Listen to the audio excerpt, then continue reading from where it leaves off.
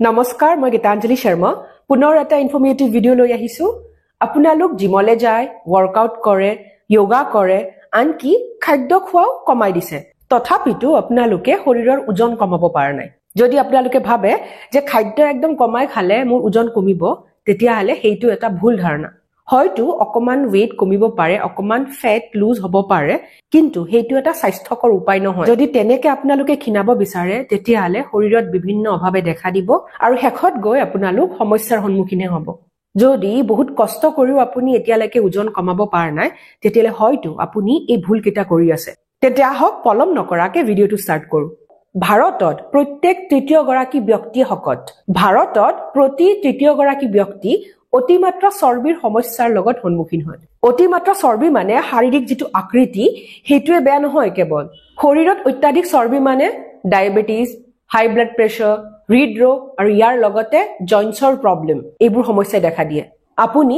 fast food খাই junk food খাই তেলত ভজা বস্তু খাই পেকেজড ফুড খাই ইয়াৰ লগতে আপোনালোকে কোল্ড ড্ৰিংকস খাই বহুত বেছি যিবোৰ পেকেজড ড্ৰিংকিং আছে হেইবোৰ খাই হেইবোৰে আপোনালোকৰ শৰীৰত অত্যাধিক চৰ্বি জমা কৰাত সহায় কৰে আসলতে হে বস্তুবোৰে আপোনালোকক ফেটছ দিয়ে আপোনালোকৰ চৰ্বি বঢ়ায় এই খাদ্যসমূহ খোৱাৰ বাহিৰেও যদি আপুনি কোনো ধৰণৰ শাৰীৰিক পৰিশ্ৰম নকৰে ব্যায়াম নকৰে নতুবা দিনৰ দিনটো আপুনি বহি থাকে মানে আপোনাৰ চাকৰি এনেকুৱা যত আপুনি বহুত সময় বহি থাকিবলগীয়া হয় তেতিয়া আপোনাৰ কিন্তু চৰ্বি বাঢ়িব বিশেষজ্ঞৰ মতে আপোনাৰ শৰীৰৰ ওজন কমাই ৰাখিবলৈ নতুবা যেটো আইডিয়েল weight তাক মেইনটেইন কৰি ৰাখিবলৈ বহুত বেছি কষ্ট কৰিব নালাগে দৈনন্দিন জীৱনত কিছুমান খুব সৰু সৰু পৰিৱৰ্তনে আপোনাক ওজন কম কৰি ৰাখাত সহায় কৰিব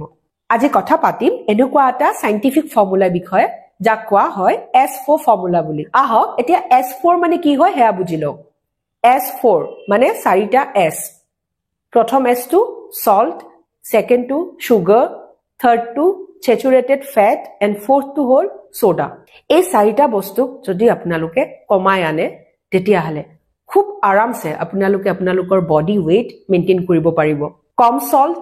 কম sugar com saturated fat and com soda পাৰিলে বন কৰি দিও কি বুজিলে আপুনি নিমখ চেনি অলাগতিয়াল ফেট আৰু সোডা এই বস্তু কেইবিধ যদি আপুনি কমাই খায় দৈনন্দিন জীৱনত তেতিয়া হলে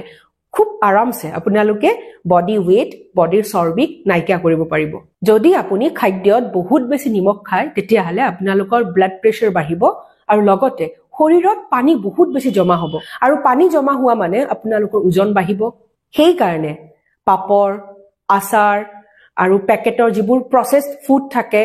দেন চিপস এইবোৰ বস্তু খোৱা বন্ধ কৰি দিয়ক পাৰিলে আপুনি মিঠাই খাই ভাল পায় চাহ আৰু কফিত বহুত বেছি চেনি খায় নতুবা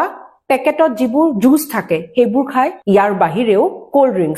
কোল্ড ড্ৰিংকছত বহুত বেছি এডেড সুগাৰ থাকে কোল্ড ড্ৰিংকছত ইমানেই বেছি এডেড সুগাৰ থাকে মানে আপুনি আসলতে চেনি পানী খায় আৰু চেনিয়ে অতি সোনকালে আপোনালোকৰ চৰ্বি বঢ়ায় সেইবাবে এই খাদ্যসমূহ একদম কম কৰি দিয়ক একদম নো বুলিও নকওঁ কাৰণ একদম ষ্ট্ৰিকনেছ আনাটো ইমান সহজ নহয়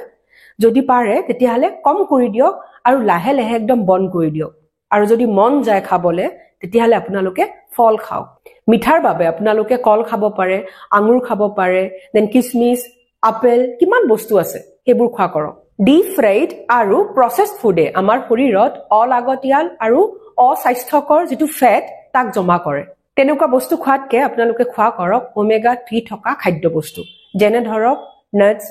মানে আলমন্ড আখৰোট আপোনালোকে বাদাম খাব পাৰে নাটস এণ্ড সিডস এই বস্তুবোৰ বহুতেই বেছি স্বাস্থ্যকৰ এতিয়া কথা পাতিম সোডাৰ বিষয়ে কোল্ড ড্ৰিংকস আৰু পেকেটৰ যিবোৰ জুস থাকে হেইবোৰত ইমান বেছি এডেড সুগাৰ আৰু কেমিকেলছ থাকে এই কেমিকেলছবোৰে আপোনাৰ শৰীৰকটো বেয়া কৰিবই হকতটো হ'বই লগতে কি হয় জানে আপোনালোকৰ যেটো মেটাবলিজম তাক কমাই আনে এই বস্তুবোৰ খোৱাতকে আপোনালোকে খাব পাৰে ডিটক্স ড্ৰিংক ঘৰতে বনাই খাও নেবু চৰবত খাও নতুবা নাৰিকল পানী খাও কুহিয়াৰৰ ৰস খাব পাৰে নতুবা আপুনি একাপ গ্ৰীণ টি খাও আপোনালোকে দৈনন্দিন জীৱনত যদি এনেকুৱা কিছুমান স্বাস্থ্যকৰ অভ্যাস গঢ়ি তোলে তেতিয়া হলে খুব সহজতে শৰীৰৰ ওজনক আপোনালোকে নিয়ন্ত্ৰণ কৰি ৰাখিব পাৰিব আৰু এই যেটো S4 ফৰ্মুলা হেতু বৈজ্ঞানিকভাৱে প্ৰমাণিত যিকোনো বয়সৰ লোকে ইয়া ফলো কৰিব পাৰে তেন্তে আজিলৈ আহিছো এটা নতুন ভিডিঅ লৈ আপোনালোকৰ মাজলৈ পুনৰ আহিম stay happy and stay healthy love you all